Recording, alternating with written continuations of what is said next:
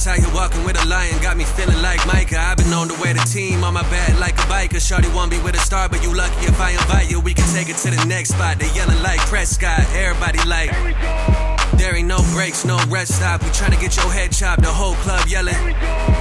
Everybody. Here we go. Victory Formation Podcast. We're on episode 31, baby. Still in season 1. Because the season hasn't started yet. Once the season starts, we're going to be in season 2. But right now, we're on season 1. Eddie, tell the people how you feel. Oh, what's up, ladies and gentlemen? It's good to see you guys or hear you guys again. We're back for another week of this crazy Dallas Cowboys 2024 season. Yeah, it is. 10 more days of training camp before they go back to Dallas. Got a game in against the Raiders, which would have been the Michael Gallup revenge game, but he decided to retire. What's today? Today is or there's 10 more days.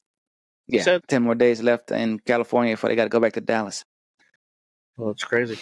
Yeah, just a coincidence. It looks like Tavon Austin retired today, number 10. Yeah, he retired too, man. Like all the former greats. Who's gonna get into the Ring of Honor first, Gallup or Tavon Austin? Tavon was good, man. Tavon was good at what he did. Man, he was just he was a big guy in a little body. You know what I mean? He was so dynamic in college. Like in college, he was like how Reggie Bush was. He was like unstoppable. It was ridiculous. That's why he went like number 6, I think. Number 6 or 7 drafted. He was insane. But it didn't transfer as much. He still was good in the NFL. It wasn't like he was a complete bust, but it didn't transfer as much. He was never as dynamic. We even had him for a little while. Yeah. He was our web back, whatever that is. I remember that term. That web back? I never even heard of that. Yeah, that's what they called him. I think somebody was calling you a slur. Yeah, man. I know exactly. It came too close. That's probably why I didn't take off. Because the voice to text speech was like, "I'm sorry, I cannot print that word." Excuse me. You're going to get canceled. So what have you been hearing about this week? What's been going on?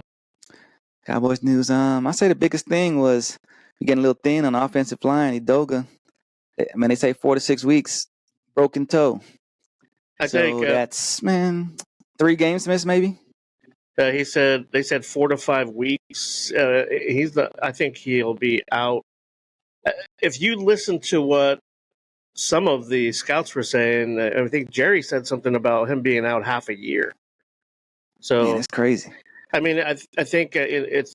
I mean, your feet are really important when you're a big guy like that, right? And I'm sure it's really hurting him. But when you say thin on offensive line, we saw what happened in the game, right? When we didn't have the starters in, so when he got hurt, we kind of had to shuffle around. We had to throw Guyton out there because they had to put Shipley somewhere, and what's the other kid? What's the other guy that they moved over to right tackle?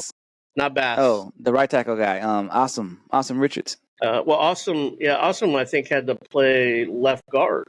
He was playing left guard. Yeah, he sure did. I mean, but he was just a swing tackle before Edoga got hurt. So it was like a whole juggling act. I forgot who they put at right tackle, but whoever that was not the right guy at the right tackle. He's not. Yeah, it's not Dakota Shepley because he's a backup center. It's another guy. But whatever they did, you could feel. Let's wasn't it? Let's go. Let's go left. Now let's go play guard too a little. I think. Let's go was getting IVs, so he had to leave too. So I think there's something. I think sickness is going around that they're not really talking about. It is, something. Because there's COVID or something. Guyton was sick. He had.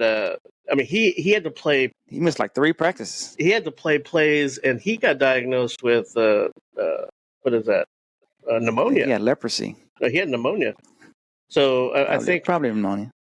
Could you imagine out there trying to your first game, your first snaps, and you're just battling, trying to breathe? Just breathe. Please don't die. Yeah, but he did good. If you saw some of the, we still got Ball on the team too. So I know you said something about him grading out like one of the highest. I saw that tweet. He did. He had the highest grade out of all the offensive linemen. I listened to Vach talk about him today or yesterday, and he was just like, I watched him lay on the ground for 4 minutes after a play one time. He's like, he's so terrible. I don't know why he got graded so high, man. and why he's on. I don't know either. But I don't remember that at all. When I watched the game and I rewatched it, I don't remember that. I don't remember him being good at all. There was a spot when he got hit and he got taken down from behind and rolled up on, and he just laid there like for 4 minutes, didn't move. I was like, is he out? But like I'm just taking a break. But yeah, with that injury, that toe injury, that means that we're going to have to carry another tackle that we wouldn't usually have carried, right? So I think it's either going to be Waletzko or Ball that we have to keep, that we probably would have let go, because we are going to move what's the name, the IR. Oh yeah, probably for the first 4 games. Yep. So that's going to be tough, but it is what it is. And I think our offensive line right now is one of the strengths. I mean, it's still pretty strong. You saw how good Guyton's going to be. He flashed. Oh man.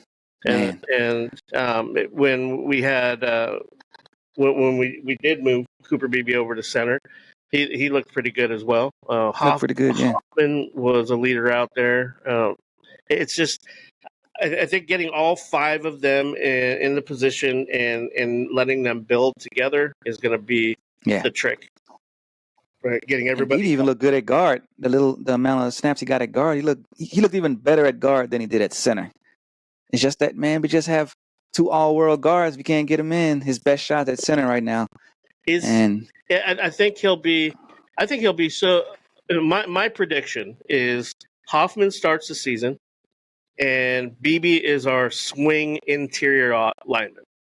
Anything happens to anybody on the inside, Beebe's there, right? Because he can play all 3 of those positions. And then we'll have Steele and we'll have Guyton outside, but then we'll also have Richards and Waletzko and Richards to back him up to swing.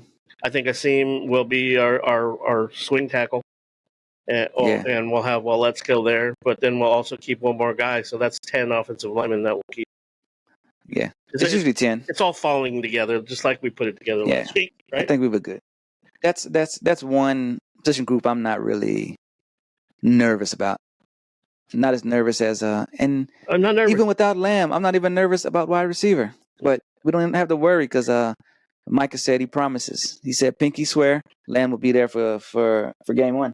You watched the game a couple times, right? And there was times where our wide receivers were the strength on the field at that moment, right? Yeah, even with the bad passes, Trey Lance, he like you could see he went to the right read, but the pass wasn't where you can get a good play. Like there are quarterbacks who can throw it, they'll catch it, but because of the way they caught it, they're going to go down and maybe get a yard or 2. But if you hit them in stride perfect, that's an extra 5-6 yards they can get, and that's the difference between a starter and a second, third string quarterback, because they made some spectacular catches on routine little slants and stuff that I'm like, man, that's a good catch. But then, of course, they didn't help him a couple times, old boy from the Keen Fields catch, Racy McMath, he made a couple terrible drops. They were making the Megatron catches at first. I was like, what?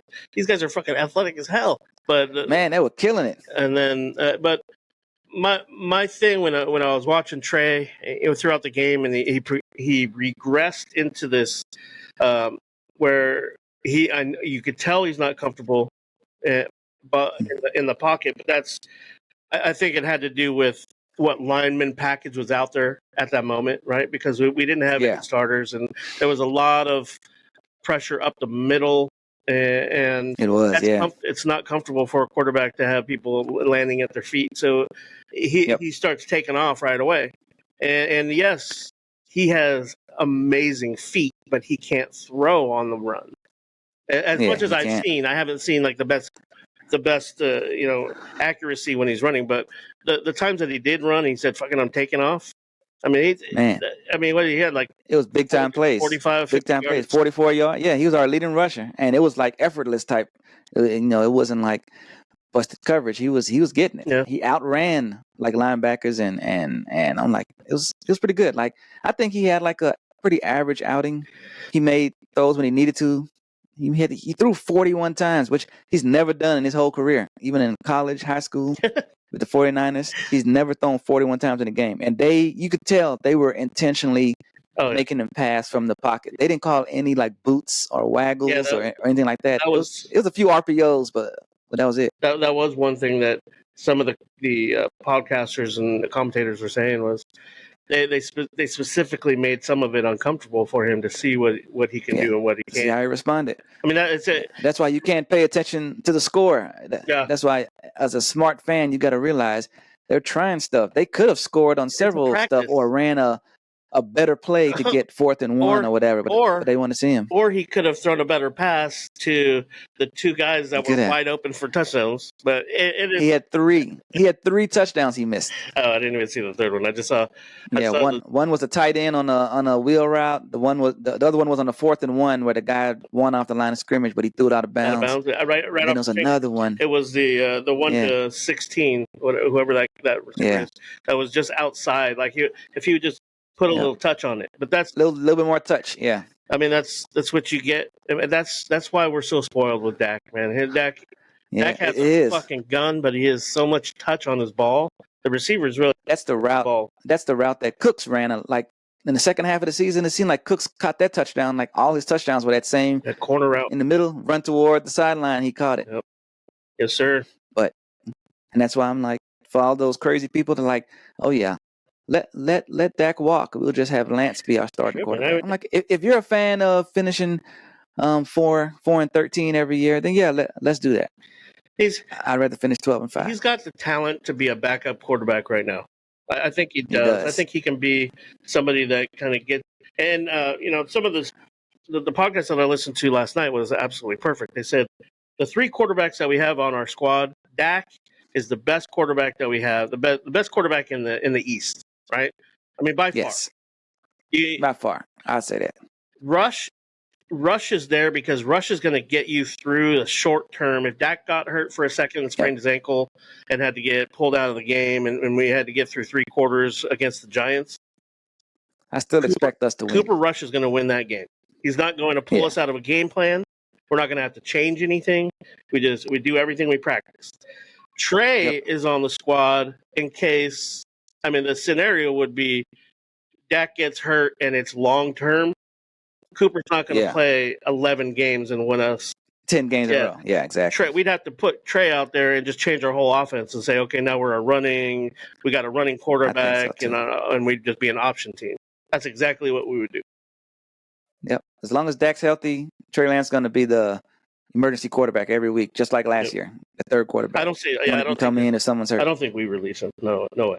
I don't think so either. They put too much 4th round pick. They better not. They'll make Jerry look foolish. You better sit at that table. Man. You better finish that Trey Lance before you get up. Yeah, man, we could have. I'll put that Trey Lance in the refrigerator. You could have it for breakfast and lunch and dinner until you finish it. Man, I'm so mad we could have had Braylon Allen. No, don't even talk. Could have had Braylon. Could have had anybody. Could have had any of those running backs. But that's okay. Yeah, but that's the. We couldn't have Trey Benson. He got drafted in the 3rd round. He's the one I really wanted, but he went too high. I think he's the only one that was hurt too. Like he was the only one that came in with a hamstring. Not Benson. We're not talking about Benson. We're talking about the guy from Texas. Aren't we? Oh yeah. I know you're talking about. Benson's the guy from Florida State. We're talking about. Benson's from Florida State. I know what you're talking about though, because I that's who the guy who he was living at the fucking at the Star. And he was rehabbing in the Dallas. And he was wearing the stuff, and we were sure he was going to get drafted. Gear. Like, come on, man. Showing up at the practices, and they're like, "Girl, you're not even on the team yet, bro. Get out of here." So, what you think about Judon? You think we should go after him? I don't know. Is he a viable option? I think in a perfect world, if Judon said, "Yeah, I'll play for $6 million," yeah. Yeah, as long as he's not expecting a long-term deal after this season, because that's what I heard. He wants to go somewhere because then they're going to pay him, so they want to sign him. Every team is. He wants to go somewhere. That's just like what the situation that the Jets are in right now with Hassan Reddick. Yeah, Hassan Reddick. Well, did you really think that you were going to trade for him and pay him $7 million and he was going to play for you this year? He wouldn't play for the fucking Eagles. Yeah. He said, "No, I'm not playing. Come on, man. I want a new contract." Yeah. So he went over on a new contract. But the Judon thing is a little bit different. Like he's not holding out and saying, I want a new contract. I think Judon comes in.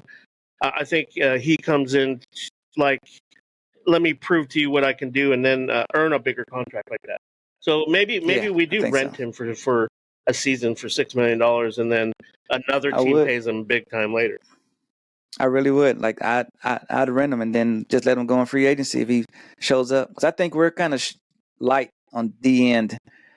But when Sam Williams left, like all we have right now is. But this defense with Zimmer, he doesn't really depend on D ends for all the pressure. He has those double A gap blitzes, and so when he gets pressure up the middle.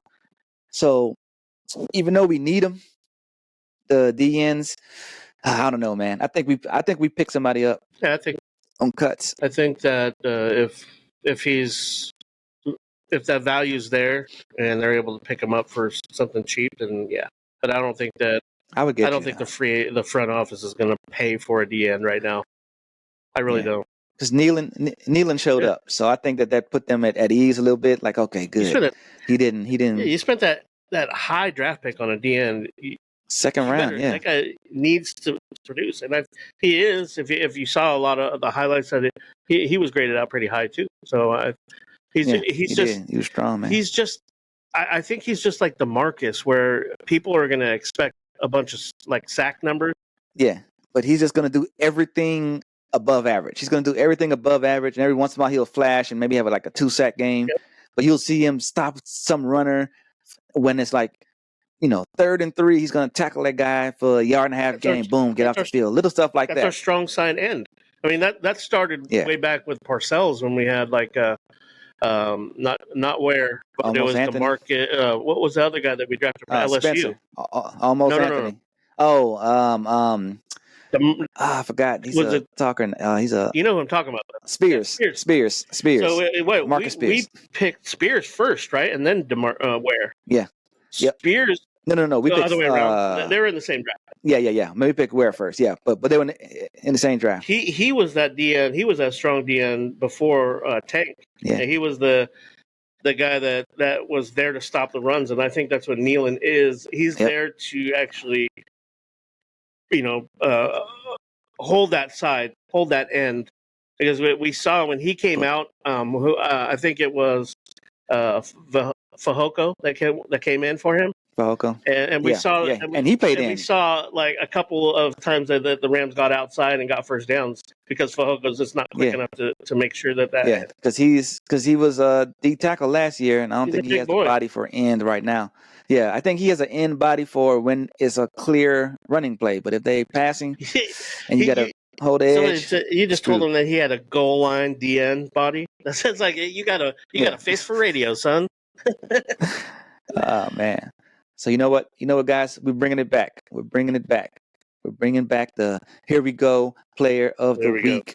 But we pick who we want, and then we got the go horns of the game. The person who we think, oh man, you gotta get better for next week. And then we're gonna pick someone who did great, who didn't expect, kind of under the radar type thing. So who you got? Who's your here we go player of the week?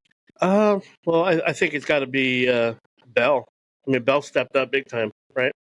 He was one of the only. He was one of the only players that played starting, snaps that started. Like he was a legit starter out there, but he looked really good, and I think the year of him playing linebacker has really done him well. I mean, it downhill. It taught him. He's a downhill safety right away. I think he's gonna show up. He's gonna make some good plays. But he dropped an interception and caught an interception. He did. Man, that's pretty good. I'll take that every day of the week. But my guy, I got to go with my boy, the Autobot. He was pretty good. He barely missed a 65-yarder. That was close. But he was perfect. And I'm like, people, ever since Lieutenant Dan, like when Dan Bailey was here, when they say Cows are kicking the field goal, you could leave right then and go get a beer. You can go to the bathroom because those points are going to hit the board. That's what I feel with Aubrey. When they say, all right, let's send out the field goal unit, you can leave right then. Go do whatever you want to do. You got a little extra time to do whatever you got. Put some cheese on the nachos. By the time you come back, it'll be 3 points on the board. So that's why I like him, man. I like him. He definitely. Aubrey. And he made them all. The game. And he could have made more. He could have had more points, but they forsook a couple field goals Oh, because they yeah. wanted to test Lance out passing. So he could have had like at least 3 more Yeah, field there goals. was times when they're like, "Hey, this is preseason, go for it." Absolutely. Yeah, it was obvious field goal. Like in the game, they would have kicked it, but it was like, nah, let's go for it, get some reps in for Lance, which I completely agree with, completely understand. But Aubrey would have kicked those too. So he was my player of the game. And then he literally had to run out right after the game. His wife was having a baby. Like he didn't get. I don't even think he showered. He might have still been wearing his uniform and pads. He literally ran out after the game. His wife had a baby. So congratulations on that, Aubrey. Your dad made all your field goals. Next time, make the 65-yarder so it can be perfect, and then we'll forgive you. But that's my player of the week. Who do you think was your clown of the week, or what do you think? Oh man, it was tough. I started to give it to Eric Scott, but he redeemed himself, and he got that interception. But he still was kind of shaky, man. So it really wasn't anybody who really sucked. But he was getting ripped, man. He was getting lit up before he got that interception. So I'm gonna go with Eric Scott. I need to find out who this. Hold on, 1 second. Okay. Tell us more about Eric Scott, because I'm finding out who this guy is. And it was actually pretty. And it was, and he was doing pretty good in training camp. And it was kind of disappointing in the game when they were picking on him. It was like they had a game plan. Whoever Eric Scott is holding, let's go after him. But one thing Zimmer does with his defense is he doesn't teach them to ball hawk. He teaches them kind of like how Bill Belichick does it. Just do your job. Be where we tell you to be, and good stuff will happen. And almost all those interceptions, it was the thing. They were right where they were supposed to be. So and they made the interception easy because Stetson Bennett threw some terrible picks. None of them were like the Bland picks where you went and got it, or the Diggs pick where you hadn't got it. They were just in the right place, right time, because they listened to coaching, and they made the interception. And bringing up Stetson Bennett, I mean, good God. Stetson Bennett, the GOAT or whatever on Bleacher Report, all year last year was like that guy. Oh man, all year he wanted us to draft him. Yeah. He's Dak's replacement. Oh, that guy, man. He legit had he could have had 6 interceptions. That was ridiculous. Yeah. Anyway. For you guys who know what we're talking about in the Bleacher Report, the Cowboys community, it's a guy who wants Dak gone, and he'll drop all these quarterbacks, like he'll drop gifs to the quarterbacks that he wants to take Dak's spot. And Stetson Bennett was pounding the table for him. Draft him, and all our problems are solved. And that happened. So as usual, we're fans. We don't know what we're talking about. We're all the or what is that? The couch scouts. We're all.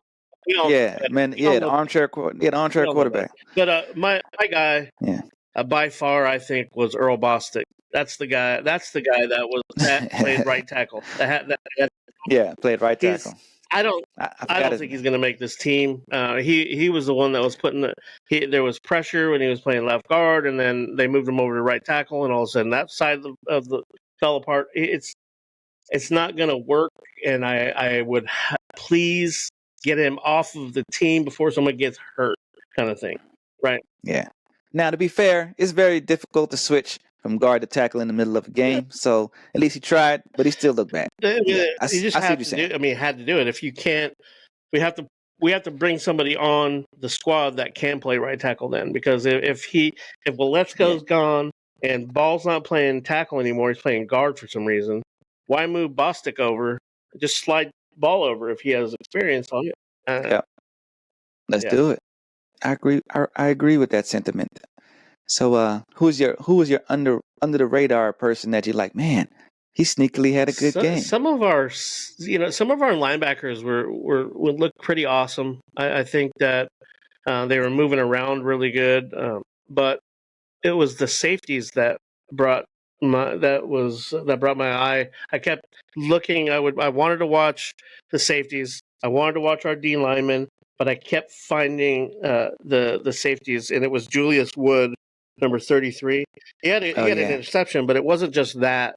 Like, he was making plays like we wanted Curse to make plays last year, right?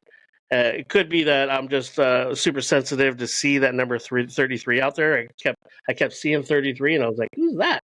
and he just kept making plays every time I had my eye on him. So I think under it, I know our safety room's going to be pretty packed, and it's going to be tough to make the squad in that safety room. But if we can, I think he's going to be somebody that can grow, play special teams, and then maybe be a star on the team later. And I kind of hate to pick this guy because, I mean, he's the first round pick, but Guyton stepped in and did a really, really good job. And considering that he was sick all week, he missed practices, he's a brand, I mean, and he hasn't played that much of, college football left tackle to just come in and step in and be a day one starter like some people are. But even when he messed up, a few, people I look at, Vaj, Broadus, it was one where he leaned forward, he messed up, but his feet were so perfect and good. He recovered, and he still kept the DN from not even getting close to the quarterback. So it's like little stuff like that is what I noticed. Man, he destroyed a guy when he pulled on the run play. He just depleted him. Does he not remind you a lot of Tyrone? Like he does. The stature and how big he is. I know that he's really young, but he's tall and thin where Tyrone was. The feet is what gets me. His feet are very nimble. You never see him stumbling or crossing his feet, tripping up like Ball would be on the floor a lot of the time. He doesn't get on the floor. He stands up, but at the end of the play, that's how you know you have an athletic lineman, because he's still standing up by the end of the play. I thought you were going to pick the receivers, bro. The receivers got to get game. I thought about it. But our boy, I gotta go with Tyrone Billy Johnson. He didn't really do anything. He didn't do anything. Brooks took all his shine. Brooks took it. I mean, the ball kept going to Cam Johnson, and Jalen Cropper had. Man, Racey McMath had a chance. Man, he blew his chance. He dropped a very important ball at the end. I'd be surprised if Racey. I mean, Racey was one of the guys that we signed for our future contract, so he's been on the squad last offseason. Yeah, he did. It was already slim to none that he was going to make this team. Yeah, he needed an injury to make the team, and he didn't help himself at all. It could be. He's one of the tallest guys on our team too, at 6'3" as a receiver. But we have too many guys that are going to be pushing that wide receiver room for him to drop balls like that. You know what I mean? And every year we have one player was sitting on the sideline, or just soaking in the I'm a starter rate. Man, Tolbert didn't even play. That's how far he's come. He's so good now. He didn't even play. He was in there with the starters. But every year we have one player like Billy Johnson, where they kill it at camp, but it just does not translate into the preseason games. It's like, man, where's all the stuff you were doing in the preseason game? It wasn't like he didn't have chances. He just didn't come through like he did in the camp. So it's like, it could be this too. It's like, who's throwing him the ball in practice? Dak. Who's trying to get him the ball in the preseason game? Lance scrambling behind the third offensive line. I think not the same. The coaches do understand that, and they'll try to put them with at least a couple different scenarios or different drives, so that we got to see him with the ones. We got to see him because with the threes, he's just not getting the same support around him. So I think that I think he'll make the team. Cross my fingers. So overall, do you think you're taking a step forward or taking a step back as a team overall, looking at this preseason game? I think we grew from that team. We didn't win the game, but that wasn't the goal. I think the goal was to see. I think the goal was to put real game pressure on Lance and see what he's doing. I think our running game looked really good in the very beginning, and they said, okay, that's enough. Right? I mean, they gave the ball to. Oh man, Uncle Rico, they gave the ball to Rico 3 times, and they're like, "All right, come sit down." And that was it. Like, he looks fucking great. Yeah, they're like, "We've seen enough." Just put Davis out there for the rest of the game, and just hope he doesn't get hurt.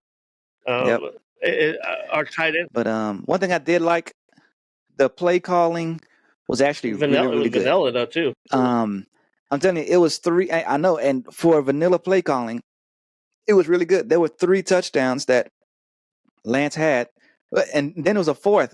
Rush had a touchdown because if he just gets a little bit more on that ball on the bomb, he blew right by him. He had to stop and catch the ball. If he let him, that's an easy touchdown. That was 4 touchdowns, and Lance had 3 of them that were wide open. That the play call was perfect for the defense they ran, and If that was Dak, that's 3 touchdowns all day because they were too easy. And Rush, he doesn't have the strongest arm, but it gets down there. We caught it. So I wasn't upset, but that's why I had high hopes because I'm like, the play calling was vanilla, and it still resulted in should have been 28 points. And we didn't even start doing any of the real stuff like we would put Lamb in or Turpin in or Cooks in. So it's like I'm very, very impressed with what the offense, I saw. You could tell that they were forcing things too. It's like I want to see, the coaches were like, I want to see this tight end here. I want to see him get the ball in this area. Right? So, and speaking of, I mean, the tight ends had a hell of a game. I think that except Schoonmaker. I mean, he did drop that ball, but when you go back and look at it, a lot of the times in the run in the beginning and in the middle where we were running with Snoop, Schoonmaker was making some good blocks. Him and Span Ford are pretty good blocking tight ends, and I don't. Yeah, I don't a better blocker than the I don't think that Hendershot's going to make this squad. I think it's going to be Spanford. I think you did see Stevens catch a couple balls too. He's so smooth. Yeah, he almost seemed like he's a receiver. Something drastic will have to happen for Hendershot to make this team. Like someone has to be injured or something. If we're going to keep Stevens on the practice squad, Hendershot's not going to make the squad at all. Yeah, he's not. But we'll see. I think they're going to go 4 tight ends. And what's his name been working at tight end as well, Lipke. So Vanilla Gorilla, he's getting some snaps at tight end. So man, Hendershot, it's not looking good. Still a chance, but it's not looking good. But it is what it is. He was undrafted too. Yeah, he sure was. All right, so let's close it out with some fun stuff. What you thinking fantasy? How many leagues are you in this year? Right now, just 2. Just right now. But I mean, my work's a little bit. We had a couple rounds of layoffs and stuff, so people aren't in the fantasy mood right now. So I don't know if we're gonna do. Fantasy at work, man. Got one in the Discord. Got one with my boys. I've been doing forever. So we got the draft coming up this Tuesday. So next podcast we're gonna actually do live. So next week it's gonna be us. We're gonna be drafting live for you draft, guys. And I think at this point right now, I think there might even be a team that we're holding back for the podcast. Yeah, we might. Like, I'll have my own team. Eddie will have his own team, and the podcast. I know it's a conflict of interest, but hey, we're the commissioners. We can do whatever we want. So the podcast will have a team. I think we should allow people to give us suggestions on what we should do for the, with the lineup that week and stuff like that. In the comments, let us know who we should be playing and things of that nature. But it's just we'll see. It's an experiment.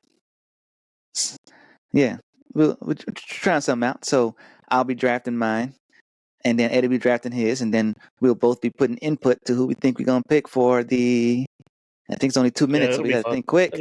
Pick somebody for the podcast, so the podcast will have a team.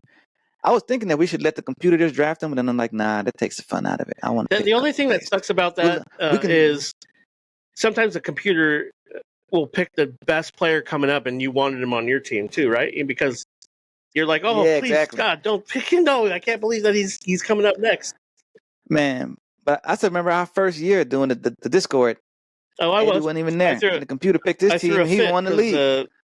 Remember, I was mad. Oh, that's right. He was upset because we changed the rules. We changed the rules on something, and he was.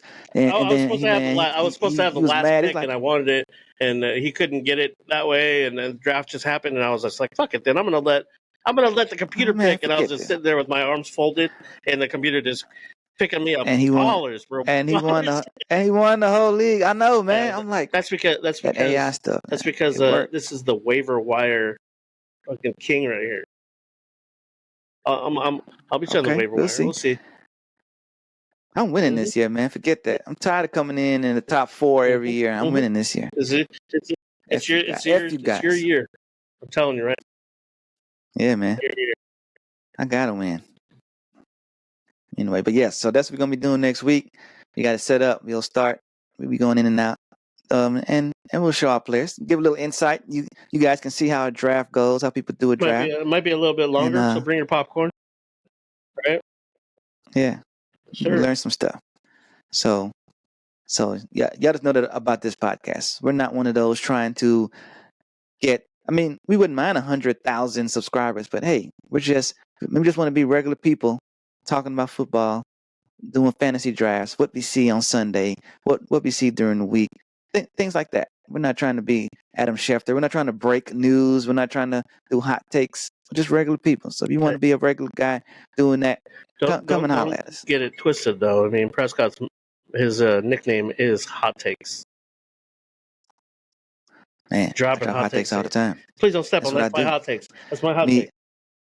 I've been in the school of Pretty Ricky. He's been teaching me some stuff. Well, who's Pretty Ricky? I thought he retired. I thought he retired too, but anyway. But long story short, man, I think that in the next week or so, before, like, either right when they're leaving or right when they get back, is when CD will sign. I don't think Dak signs now. If he does sign, it'll be during the season, unless he comes out with that thing that said, unless they come out with that thing where it says, like, hey, I don't want to discuss the contract anymore now that the season started, unless he says something like that. And they're like, I just want to focus on the season. Bullshit, in the back of your mind, you're like, hey, I better not get hurt. I better not get hurt. I better not get hurt. I better not get hurt the whole time. Oh, well. Yeah, I think that next week's going to be fun. I'm excited. Yeah. All right. So we'll end it like that. We'll get ready for next week. Let me go do some mock drafts. Fill out my list. Keep my players in there. Now I'm drafting for 2, man. Like I'm a pregnant lady. Drafting for 2. I'll help you with that. So we'll see. Unless we get filled up with people in the Discord. Yes, sir. So we'll see. But we're ready. We're ready. All right. So Eddie, let the people know how you feel. You know what it is. Always hug your kids and your loved ones. Don't go to bed angry. We love you guys. DC for life. That's right. Bye. See y'all next week.